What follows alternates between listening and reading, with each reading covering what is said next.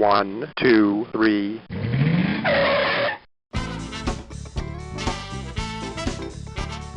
Bem-vindo ao Paladar Distinto, seu podcast de gastronomia. E o tema de hoje é sobre confeitaria moderna. E eu tenho a honra de falar com esse fera, com esses doces maravilhosos, incríveis, o chefe Pedro Frade. Tudo bem, Pedro? Tudo bem, Gabriel? Prazer em falar com você, estar aqui com seus ouvintes. É uma honra, sou um fiel ouvinte aí do Paladar Distinto e é muito bom estar aqui compartilhando a minha história e falando um pouco de confeitaria. Pô, com certeza, Pedro. Eu já acompanho aí seu trabalho, né? Nossa, e cada doce, né, Pedro? A gente vai comentar um pouquinho aí de algumas técnicas e tal. E também já adianto aqui para os ouvintes, né, dos seus cursos e tal, que, poxa, são, além de, né, deliciosos, assim, esse aspecto, né? E cada técnica incrível que você usa que dá até, é uma obra de arte, né, Pedro? Dá até dó de comer, né?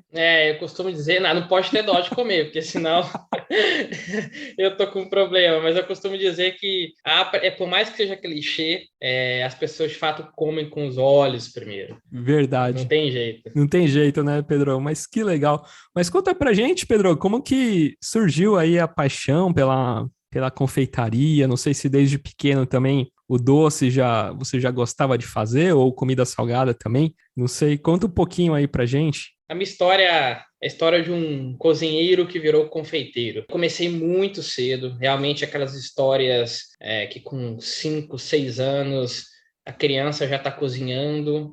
Eu não tenho família na área de gastronomia, mas eu não sei explicar como e por que eu escolhi a gastronomia. Parece algo predestinado, porque como que uma criança de 5 anos quer as panelinhas da irmã, não só os carrinhos, mas as panelinhas da irmã para poder cozinhar, né? Para poder brincar, né? Então foi uma coisa muito natural. Eu comecei muito cedo e aí, à medida que eu fui ali fazendo 15, 16 anos, comecei a entrar em vários cursos, até que, de fato, eu entrei na faculdade aos 17, em Belo Horizonte, Sim. minha cidade natal, e fiz todo o curso de gastronomia. Então, era um sonho, depois era um hobby, depois se tornou uma profissão. Eu era completamente alucinado por cozinha, pelos chefes, pelo ingrediente. É muito prazeroso, né? É uma profissão muito difícil, mas é uma profissão muito prazerosa. E em Belo Horizonte eu comecei minha carreira na faculdade. Comecei a dar aula desde muito cedo. Eu tinha um blog de gastronomia muito grande, que todo mundo reclama até hoje que eu encerrei, que era o Petit Gastro. Sim. Cara, era um blog marcante aí na gastronomia. Então tudo começou lá, porque da Estácio eu fui estagiar com o Léo Paixão, do Gluton. E ali, obviamente, foi um dos pontos de inflexão. Eu entrei ali, senti o restaurante pela primeira vez, o Gluton estava começando, o Léo também estava começando a carreira dele. Fiquei algum tempo ali e fui para a França. Estudar gastronomia na mesma escola que ele fez, com o mesmo professor, com o mesmo estágio. Então, ele me botou para realmente fazer o mesmo roteiro.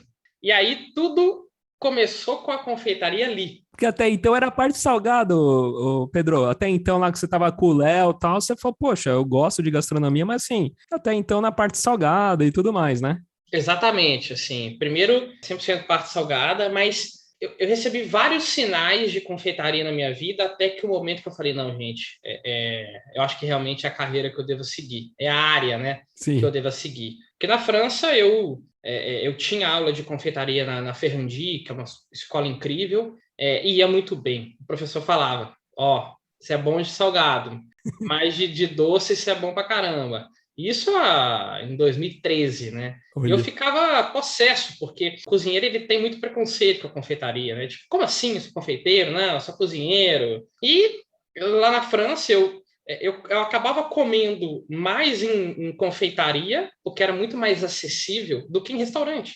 Eu chegava lá, comprava uma tortinha do Pierre Hermé, o macarrão, o Meclair, era muito mais acessível. Enquanto os restaurantes eram caríssimos, né? Não dava para ir em todos. E como eu tinha o blog, como eu dava aula, eu precisava de fazer também confeitaria, eu acabava praticando e estudando. Eu entendia o seguinte, gosto de confeitaria, mas vou seguir a cozinha salgada, mas é importante que o chefe de cozinha que vá ter um restaurante, ele saiba a base, né? Eu sempre Sim. gostei muito de estudar.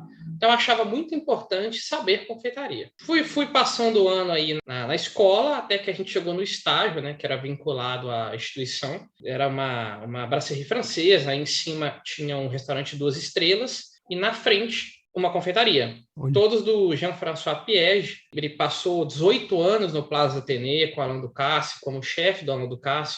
Nossa. Então, era um cara que tinha um império ali. Puta, brasserie, restaurante 2 estrelas, confeitaria na frente.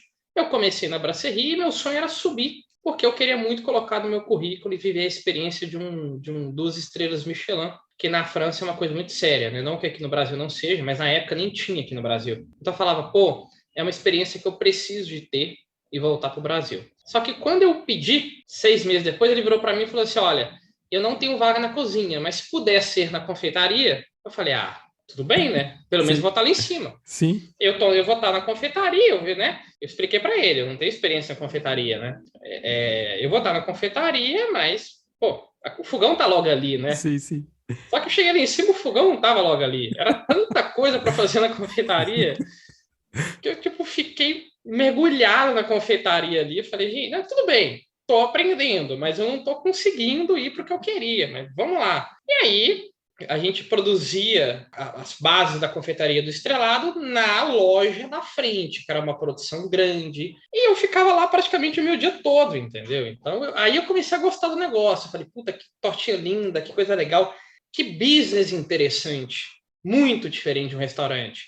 Industrial, boas margens, organizado. Eu falei, puta, esse negócio tá muito legal, vou viver isso aqui. Beleza, nunca me passava pela cabeça estar na confeitaria exclusivamente. Mas beleza, voltei da França, voltei com essa bagagem, fui para o Gluton, fiquei mais um tempo ali e resolvi vir para São Paulo, que é o polo da gastronomia no Brasil, indiscutivelmente, e fui direto para o Tani, do Oscar, que hoje é um prazer ser um grande amigo dele. Fiquei até um período ali no Tani, também só cozinha salgada, a confeitaria acabou dando uma esfriada nesse momento, até que veio um segundo ponto de inflexão na minha vida, o Marcelo Corrêa Bastos, do nada, porque eu não tinha tanto contato com ele assim, me mandou uma mensagem no Instagram, falou, Pedro, eu estou precisando de um subchefe para um novo negócio que eu estou abrindo aqui em São Paulo, eu queria saber se você tem interesse. Falei, putz, como não, né? Eu tinha meus 24 anos de idade, primeiro ano em São Paulo, já estou recebendo um chamado desse, foi uma honra. Olha. Então, aí eu fui, na época, visitar o Vista, e na hora que eu cheguei lá, eu falei, meu Deus do céu, o que está acontecendo aqui, né? Que projeto encantador, assim. Eu, na época, fiquei louco, muito novo, projeto gigante, era o Vista, o Obelisco Bar, o café embaixo, uma vista maravilhosa. Eu falei, gente, nossa, que sorte, graças a Deus. Apenas com um ano em São Paulo, como cozinheiro, né? Sem experiência, ser um subchefe. Falei, vamos embora. Expliquei na época para o Oscar e cheguei ao Vista em 2018.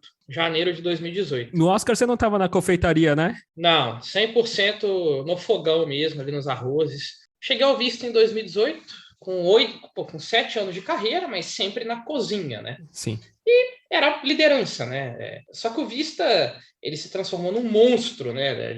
Muito grande. A gente começou muito pequenininho, era aquele subchefe de fogão, e com o passar do tempo, né, eu acabei assumindo toda a chefia operacional, né, enquanto o Marcelo era o chefe executivo.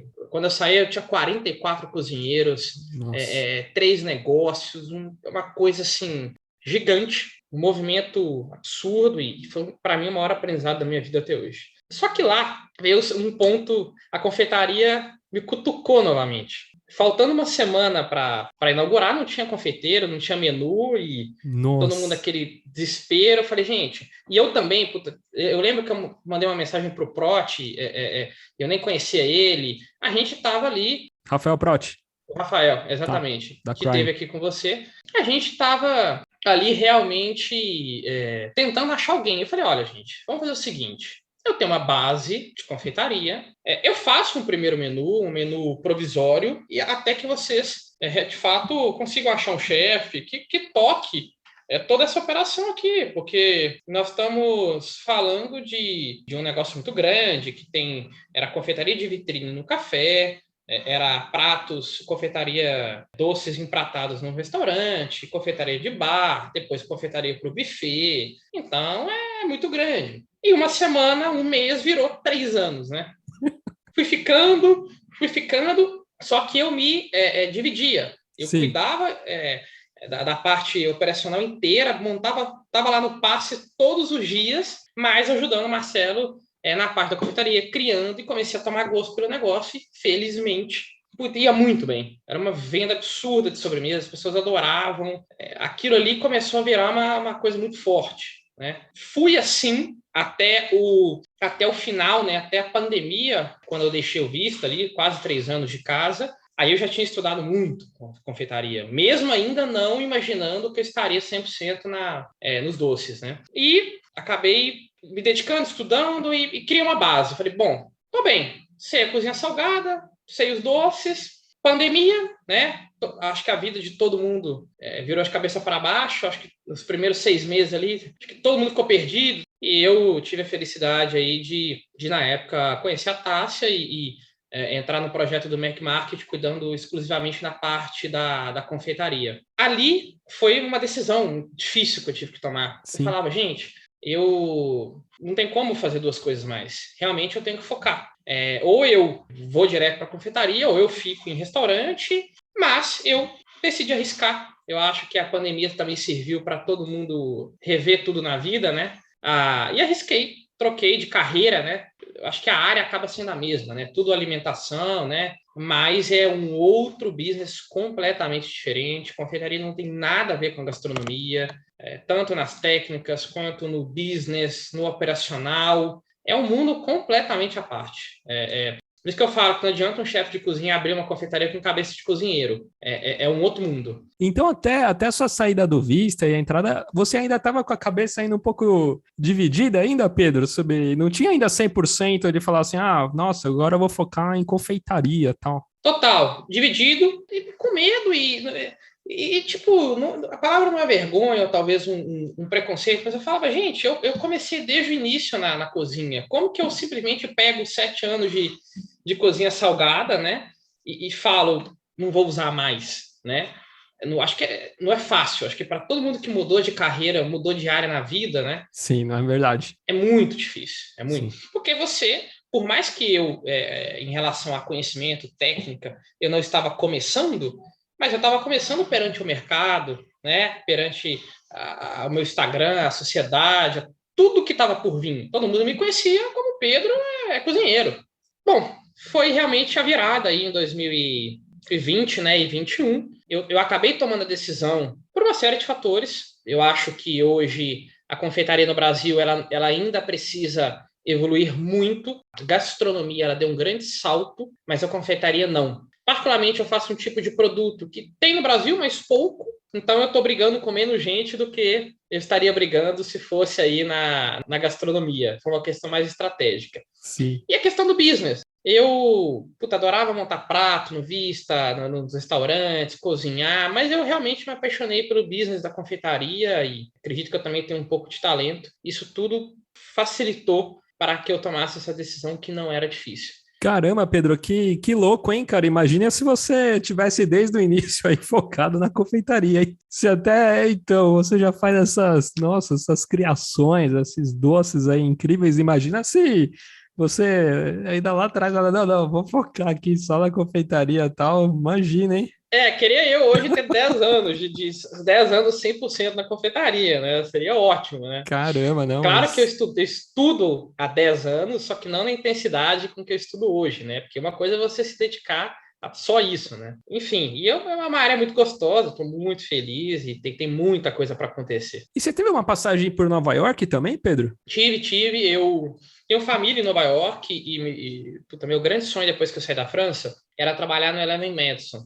Eu era e continuo apaixonado pelo Eleven Madison, pelo estilo. Eu nem falo isso, não conto isso para ninguém, acho que é a primeira vez que eu falo. Tive algumas semanas no Eleven e na época eu consegui entrar na cozinha, fazer o teste, passar. Fiquei algumas semanas sem visto lá, com um processo de visto com eles, inclusive, mas eu não consegui o visto junto ao governo americano, à embaixada, nas etapas finais, assim. E era Puxa. era uma coisa, era um trainee de 1 ano e meio, né? Mas um mês ou 1 mês e meio que eu acabei ficando lá foi suficiente para ver muita coisa. Mas ainda bem que não deu certo. Sim, tem coisas que vêm para bem, né? Talvez eu não estaria aqui hoje na confeitaria e teria tomado um rumo completamente diferente. E na França lá, tava comentando, né, lá que você tava trabalhando, né, na confeitaria e tal. Poxa, ali, imagino que ainda, mesmo que ainda você não tenha assim, essa linha que eu vou adotar e tal, mas acho que já devia ficar abismado, né, Pedro, lá com tanta coisa boa lá, né, de doce. É o berço, assim, né? Tem tudo, né? Não tem jeito, assim, é o berço. É alucinante o quanto o francês gosta de doce, a quantidade de confeitaria que tem. A cada esquina, se você não tem uma confeitaria, você tem uma padaria com tanto de doce. Exato, sim. É muito forte a cultura, é muito, muito mesmo. E eu ficava encantado, assim. Eu falava, gente, isso aqui é muito legal. Eu já gostava de comer doces e eu falava, eu pensava, puta, esse business aqui é muito interessante. Essa questão aqui de você ter uma confeitaria. E aí, engraçado, porque eu pensei em ter, tá? Eu falava, não, eu vou ser um chefe de cozinha, eu vou ter meu restaurante, mas um dia eu ainda vou montar a minha confeitaria. Queria aproveitar também o que eu vivi ali na França, Sim, né? sim. Mas a França é a base. Cozinha salgada, é óbvio que hoje outros países aí são mais inovadores, como a Espanha, mas a França realmente é o berço. E a parte de técnica, Pedro, desde como você começou, tal, essa parte, depois a gente vai falar também dos cursos, tal. Tem alguma técnica assim que você acha qual que é mais complexa aí por complexidade, assim, que às vezes você faz e fala assim, puxa, no começo, às vezes pode dar errado, às vezes pode dar certo. Você tem alguma assim que você no início, quando quem tá começando com essa técnica, fala, puta, dá muito errado? Existe alguma coisa assim? Talvez ninguém fale, mas tudo é errado. Tudo é errado. Tanto na cozinha salgada como na cozinha doce. Você precisa de fazer os testes dentro do seu negócio, né? Nenhuma receita que eu trouxe da França me serve aqui, porque lá o creme de leite é diferente, a manteiga é diferente, a pectina, a gelatina, nada serve. Não adianta eu pegar um livro aqui agora e tentar amanhã fazer a receita igual. Tem que ter uma adaptação para a realidade do Brasil. E aí é teste. Certo. Eu falo muito para os alunos, você realmente tem que estudar os produtos, entender o que cada um funciona, aprender aquela técnica, nem que seja num vídeo, entrar para sua cozinha, fazer as conversões, né, a tradução da receita para o Brasil, e aí treinar, testar, acerta uma vez, erra outra. É óbvio que chocolate é mais complexo, sem dúvidas. Assim, se você for pensar entre confeitaria e chocolateria, chocolate costuma ser bem mais difícil. Eu acabei aprendendo panificação também nesse último ano, mas se eu for escolher, chocolate tem mais detalhes, mais regrinhas. O que tem que entender é que confeitaria é completamente diferente de gastronomia. O chefe está lá e vai fazer um arroz de polvo. Ele não vai ficar pesando sal, caldo. Ele, no máximo, vai pesar ali a proporção de arroz para polvo e por aí vai. O cara vai no olho. Ele vai no olho, coloca o caldo, prova o grão. A confeitaria não tem espaço para isso, né? A não ser no seu período de testes. Mas na hora que você entra para fazer, é tudo pesado, tudo medido, tudo com balança. Não é uma pitada, né? Não é uma xícara. Não tem como ter uma medida de xícara, que é o que eu brigo todos os dias na minha vida. É que as pessoas até hoje usam a medida de xícara, mas na minha casa tem uma xícara, na sua tem outra. Sim. Então, a confeitaria é muito metódica nesse sentido. E a técnica, assim, tudo passa a ser muito fácil a partir do momento que você repete milhares de vezes e adquire praticidade. É isso. E falando em processo assim de criação, Pedro, a gente até estava falando aí de diversos doces e tal.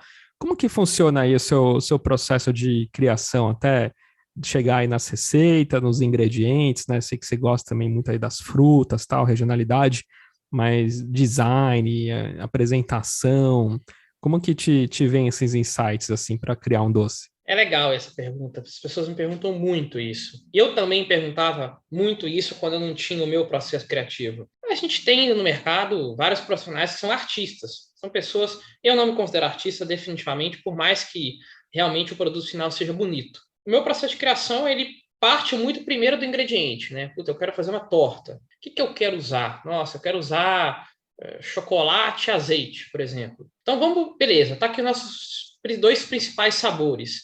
Como que eu vou trabalhar isso de uma forma que a pessoa tenha um equilíbrio, que é o principal? Então eu falo, para tudo na vida, né? Mas é fundamental que um doce tenha equilíbrio. Então, eu posso contar para você, por exemplo, aqui um exemplo da torta de limão que eu falo sempre. A gente tem a torta de limão brasileira, que a gente Sim. encontra em padaria, em qualquer outra confeitaria. Não que ela seja uma torta ruim, mas ela, para mim, é uma torta desequilibrada. Por quê? Por cima do creme de limão, geralmente as pessoas cobrem com merengue. Então, é uma carga de açúcar extremamente alta que praticamente esconde, né, o sabor limão, o sabor do limão de fato. Então, quando eu vou pensar um doce, eu falo, vamos equilibrar isso aqui. Eu começo a trabalhar aquele ingrediente de diversas maneiras. Então, eu vou fazer um creme de chocolate, uma ganache de chocolate, um crocante de chocolate. Eu vou fazer um gel de azeite, eu vou fazer um creme de azeite.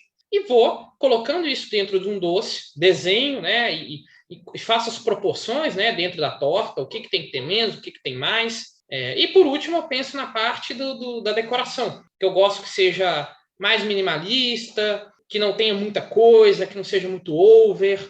Eu não gosto das coisas muito certinhas, né? Os morangos enfileiradinhos, as bolinhas todas Simétricas. Simétricas, essa é a palavra. Eu já deixo tudo mais realmente sem uma regra específica. E parte por isso. Se eu disser para você aqui que eu pego um livro de arquitetura ou pego um quadro e desenho um doce, eu vou estar mentindo aqui. Acho que dá para fazer.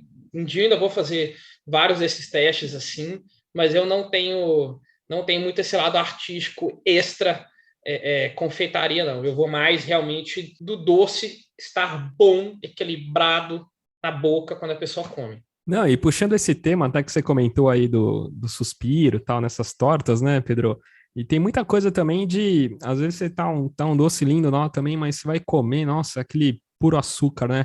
Acho que um pouco também de tendência, um pouco que a gente tá vendo, assim, ter um doce gostoso, ter aquele sabor da fruta, ou sei lá, ou do doce de leite e tal, mas não é aquela explosão de açúcar que você já come um pedacinho e fala, puta, tá até meio enjoativo, não vou comer mais, né? Então acho que também tem um doce legal, bonito, gostoso, mas acho que um pouco de tendência também, essa é até uma das perguntas, assim, diminuir um pouco também o açúcar, né, Pedro? Esse assunto é ótimo. É o meu maior objetivo, tá? A gente tem, por questão histórica, uma tendência a consumir muito açúcar. A confeitaria brasileira ela começou com os portugueses, tanto é que todos os nossos doces são à base de ovos, com muito açúcar. Mas, assim, eu tenho 2 problemas com açúcar. Primeiro é a questão da saúde, primeiro ponto. Segundo é a questão do desequilíbrio, né? Quando você coloca muito sal numa comida, o que acontece? Você não sente gosto de nada. Exato. Só sente gosto de sal e fica intragável a comida. E essa regra deveria ser respeitada também para açúcar. Então, o que eu tenho tentado todos os dias no meu Instagram, nas minhas turmas, com os alunos, e também em todos os projetos que eu faço, onde eu venda um doce, é mostrar para as pessoas a gente precisa de trabalhar com produtos, doces, sobremesas com menos açúcar, para a gente valorizar o ingrediente inicial. E é natural, a confeitaria brasileira ela foi criada à base de leite condensado. Então, as pessoas também entendem, elas acham que todos os doces precisam ser feitos com leite condensado, uma mousse, por exemplo. Só que leite condensado não é base nenhuma de nenhuma confeitaria no mundo inteiro. Isso é uma herança das avós, faz parte. Todo mundo já fez aqui uma mousse de limão com leite condensado. Creme de leite fresco é muito recente no nosso país, é uma coisa muito nova, que não tem em vários lugares ainda, mas dá para trabalhar de uma forma diferente. Isso não quer dizer que a gente tem que demonizar o quindim, o brigadeiro, o pudim, muito pelo contrário. Eu adoro pudim, inclusive. Eu não sou fã de brigadeiro, mas adoro pudim. Mas faz parte da nossa cultura, é o nosso estilo, mas dá para a gente fazer algo de forma diferente. Igual eu te falei agora há pouco na questão da torta de limão, na torta de chocolate, eu passei a fazer doces menos doces e o resultado foi muito positivo. Porque a pessoa, ela sente o produto, então uma goiaba ou um maracujá, e mais do que isso, ela consegue chegar ao final da fatia da torta. Exato, exatamente. Porque se eu vou criar um doce, uma torta, que a pessoa pegue a massa e deixe de lado, e ela não consegue comer até o final, para mim é um problema. Tem alguma coisa não tá ornando aí, né? Mas até entrando um pouco mais nos cursos, né, Pedro? Poxa, tem cada coisa, tem uma das partes lá que é a parte da importância do caramelo, né? E até tem lá Eu não sabia como se chamava isso, mas depois eu acho que vendo lá suas histórias, eu falei, acho que é isso que chama. Porque tem alguns doces que eles ficam super brilhosos e parece como se fosse, vamos imaginar aqui quem tá nos escutando, vai, como se fosse uma gema de ovo, assim, e ela não quebra, né? Ela fica aquele perfeitinha e tal. Isso é o tal da glaçagem? Exatamente. Bom, caramelo é o que eu mais gosto dentro da confeitaria, indiscutivelmente, assim. Podemos dizer que eu comecei na confeitaria pelo caramelo. É uma base muito importante. O caramelo ele entra como produto final, então ele pode ser uma calda de caramelo, ele pode ser um spread de caramelo, ele pode ser uma bala de caramelo, ou um recheio também, ou ele pode ser um saborizante, né? De uma mousse, de um creme e por aí vai. Então, a gente faz muito o processo de caramelização, né? Que é nada mais, nada menos do que caramelizar o açúcar e trazer sabor.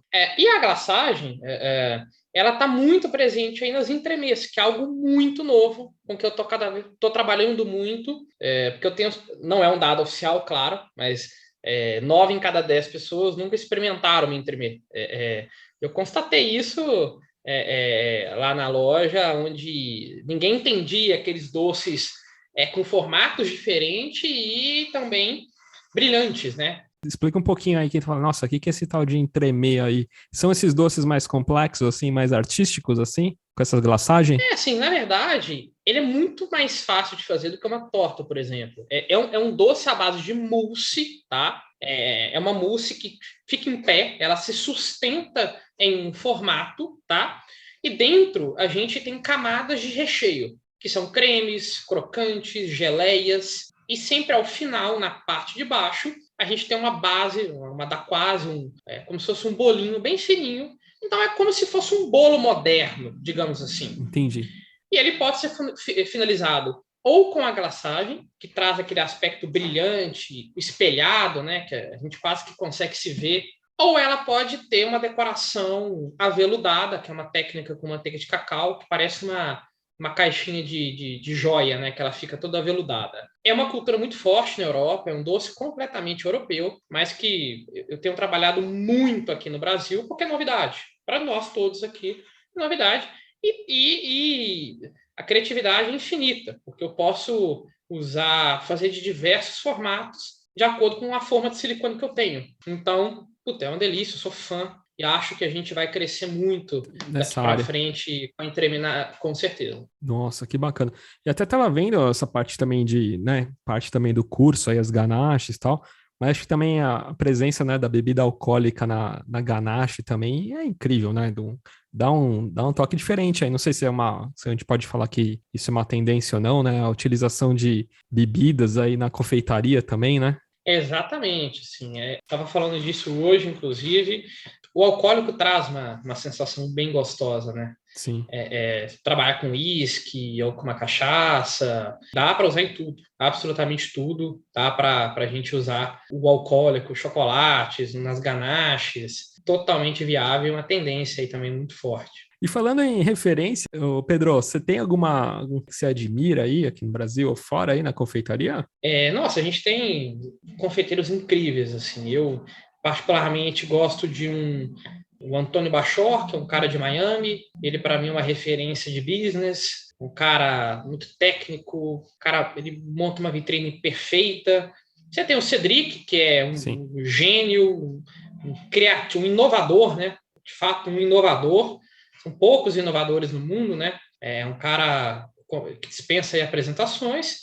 E a gente tem também o próprio Pierre Hermé, que é um cara histórico na França, o Hoffman em Barcelona. Eu trabalho uma linha de uma confeitaria moderna, contemporânea, então eu tenho apreço muito por quem inova e está sempre criando coisas novas. Não que o tradicional não seja ruim, pelo contrário, a gente começa por ele, né? Mas eu tenho apreço aí por quem está sempre inovando. Ô Pedro, e quem tá nos escutando agora fala, caramba, meu, Pedro, poxa, tantas passagens aí e ficou encantado aí com a confeitaria. Diversas pessoas que podem estar nos escutando, né, aqui no Brasil ou de fora, quer abrir, né, quer começar às vezes seu negócio em casa, até depois aí mesmo dessa pandemia, né, mudou muita carreira de muita gente. E fala assim, nossa, quero começar, não sei por onde começar aí na confeitaria, viu aqui as nossas fotos aí dos doces e tal, Você tem um curso muito legal, né, sobre a confeitaria. Conta um pouquinho mais. Aí eu vi ali que tem sobre equipamentos, tem vários módulos, né? Equipamentos, ingredientes, as bases, glaçagem que a gente comentou agora, né? Até a parte das montagens. Explica um pouquinho aí como que é esse curso aí bacana. Essa também foi Puta, eu sempre gostei de dar aulas, dou aula desde do início da carreira, gostava muito das minhas confrarias de gastronomia, eu gosto dessa parte didática. E quando eu resolvi fazer esse primeiro curso, Crie Tortas Modernas, veio pela demanda, né? Eu postava no Instagram, as pessoas queriam aprender, e eu não queria explicar só receita, né? Eu queria, de fato, ensinar a pessoa a pensar. Porque a receita, eu posso passar a receita enfim, a pessoa vai fazer. Mas ela teria que pensar, aprender a criar, né? E criar é o quê? É você, primeiro, saber as bases. Então, um confeiteiro, até para um cozinheiro, ele precisa de dominar as técnicas básicas, os cremes, as glaçagens, tudo que, de fato, vai servir de pilar para a construção de uma criação. Então, se eu vou criar sem saber a base, eu vou construir um prédio sem nenhuma estrutura que suporte isso. E o curso ele passa por vários pontos fundamentais. A confeitaria se utiliza muitos equipamentos, não que você tenha que começar com muitos equipamentos, mas é fundamental o investimento, porque ajuda a escalar, de fato, ter um padrão, né, de apresentação. E aí a gente fala de ingredientes e produtos, que eu falei agora há pouco, a importância de saber para que cada um serve. Se eu sei o que é uma pectina e como ela atua, eu vou saber corrigir uma receita que ficou muito espessa ou que ficou muito gelatinosa, por exemplo. E aí a gente, dentro do Crie Tortas Modernas, eu ensino preparo de 7 tortas, só que todas as tortas mais modernas, elas são muito complexas, né? Então, Sim. Você tem a torta clássica, que ela é geralmente recheada com creme na parte interna, e em cima as pessoas não trabalham muito a parte de cima, né? Ela para por ali, ou no máximo coloca uma fruta, um creme. Então a gente, na verdade, faz uma torta com várias camadas. Então, eu tenho uma torta de caramelo, por exemplo, que eu gosto de dar o exemplo, que eu faço uma massa sablé, aí dentro dela, primeiramente, eu coloco uma calda de caramelo, depois eu venho com creme de caramelo, depois eu venho com pasta de avelã, aí em cima eu coloco uma mousse de caramelo em um molde de silicone, eu finalizo com uma glaçagem de caramelo, e aí eu pego uma ganache de avelã e coloco por cima e avelãs tostados. Então, a gente tem 7 elementos Sim. equilibrados, dá para sentir tudo, ela não é doce, então eu uso aí 4 tipos de preparos diferentes com caramelo, o resultado dela não é doce ao final, mas você tem aí um produto mais complexo, que eu agreguei muito mais valor e muito mais bonito. Então, o curso é basicamente ensinar do zero a se fazer uma torta e, de fato, a pessoa aprender a criar tortas modernas. É uma nova visão sobre tortas, que é uma sobremesa já emblemática, não é? No Brasil e no mundo todo. Sim, até aquelas que você corta assim, você fala, nossa, tem aquelas frutas, você enxerga as frutas tal. Já vi algumas fotos lá que você posta também.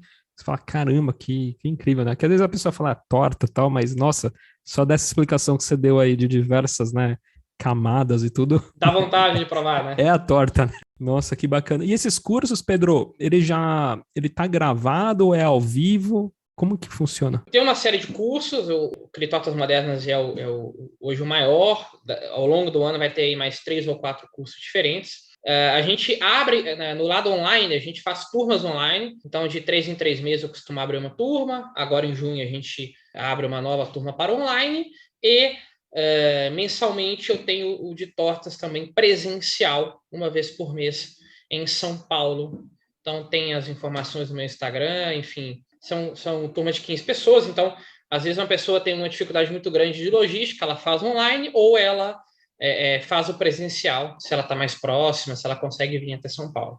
Perfeito. E quem está em outra cidade, que ainda, além do online, quer ter a presença aí sua local, se reunir uma galera, você também se desloca às vezes para tal cidade? Claro, Assim. claro, vai até ter uma Vai turma logo. agora. Em Brasília, eles conseguiram reunir uma turma ali legal. Eu falei, claro, vamos embora, vamos fazer que vai ser ótimo. Poxa, que bacana. Ô Pedro, e você como um bom mineiro aí, tem algum prato aí típico aí que não pode faltar aí na sua cozinha? A comida mineira eu falei hoje, né? Não adianta, né? É a melhor, assim. Eu sei que eu sou mineiro, mas a comida mineira é fora de série, né? O prato da minha vida é carne moída com ora pronobis, Olha, e frango com quiabo. São os dois pratos que eu mais gosto, tá? Eu faço, inclusive, pelo menos uma vez por mês para mim aqui em São Paulo. Mas a gente tem torresmo, a gente tem muita coisa, mas sem nossa. dúvidas, carne moída com ora pronobis e um bom frango com quiabo não tem erro, Não viu? tem erro, né? E alguma outra, assim, tem alguma outra aí fora a mineira aí que você gosta? Algum tipo de gastronomia? Sim, eu gosto muito de tudo. Assim, é difícil Tá. falar algo que eu não coma, que eu não goste. Apesar de eu ter vivido a França ali, eu gosto da cozinha francesa, mas a italiana é incrível e a espanhola é fantástica, Acho que eu né? também, né? A espanhola eu acho que hoje é a minha favorita, viu? Ô Pedro, eu tava quase deixando de fazer essa pergunta, né? Qual que é seu doce favorito? Olha, eu gosto de bastante coisa, mas meu doce favorito é o tiramisu. Eu gosto muito de todos os doces que tem café. Sem dúvidas é meu doce favorito aí. Um deles, tá? Sim, eu vi também que tem outro. Eu acho que até já comentei em alguns episódios assim. Eu adoro. Cara, depois que eu descobri show cream, assim, porque. E por que do show cream, né? O pessoal vai falar, ah, mas por que do show cream e tal? Porque antes do show cream, um dos meus doces favoritos é eclair, né? A tal da bomba. E eu sei também que você é um fã de eclair, hein? Exatamente. Nossa, pronto, tá vendo? É difícil competir com o tiramisu. Então, assim, nós estamos aí entre tiramisu e Isso, eclair, eclair. Ah, entre os doces mais favoritos. Sou apaixonado com qualquer tipo de produto feito com massa choux. Tem a choux cream, tem a eclair e tem a Paris-Brest também, né? nossa, é bom Mas é demais, isso, né? ainda bem que você me lembrou. E hoje, Pedro, quem quer encontrar o Pedro aqui em São Paulo, né? Que hoje você está em São Paulo aí, onde que ele te encontra? Tem uma novidade aí. Eu vou estar. Já estou, né? Mas logo inaugura um projeto incrível ali no Anália Franco, na região do Tatuapé. É um complexo de restaurante chamado Vila Anália. Eu vou cuidar toda a parte de confeitaria. A gente vai ter uma confeitaria, uma chocolateria, uma gelateria. Nossa. São praticamente 70 produtos já que a gente está desenvolvendo por ali. Então, eu vou estar por ali, estou também, obviamente, nos meus cursos, enfim, vamos fazer bastante projetos nos próximos anos. Poxa, que legal, Pedro. Meu vizinho, com certeza eu farei uma visita aí. Ah, você aí do Anália, Eu sou da Moca, tô pertinho, do lado aí da Anália Franco aqui. muito bacana o projeto lá, tenho certeza que você vai adorar. Poxa, parabéns. Que bacana, Pedro. Poxa, legal. E mais uma vez eu vou te marcar aqui na postagem, mas quem quiser conhecer mais é Pedro Frade, né? Underline, tá aqui no Instagram e todas as informações tem o link lá na bio para os cursos e tudo mais, WhatsApp. Quiser tirar alguma dúvida com você, né, Pedro? Sobre algum curso presencial, quer fazer alguma coisa, também todas as informações estão por lá, né? Fique à vontade, o meu Instagram está aí para vocês. Eu tenho um hábito, né, de abrir uma caixinha de pergunta diária de consultoria grátis. Então, todo santo dia eu abro lá minha consultoria grátis, ajudo todo mundo.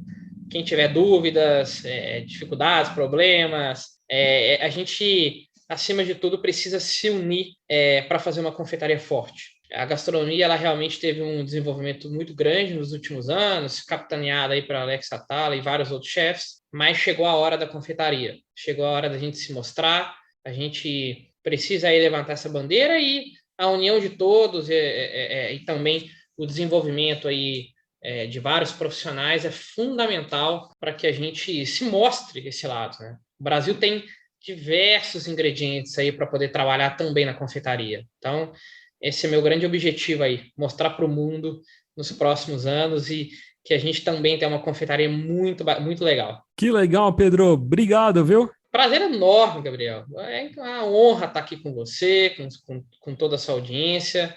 Como eu disse, eu sou um ouvinte, eu adoro podcast. Poxa, que Faltava um demais. podcast tão legal, né, de gastronomia. Conta comigo sempre. Obrigado por esse papo agradável aqui. Que legal, Pedro. Obrigadão, viu? Grande abraço. Abraço, tchau, tchau.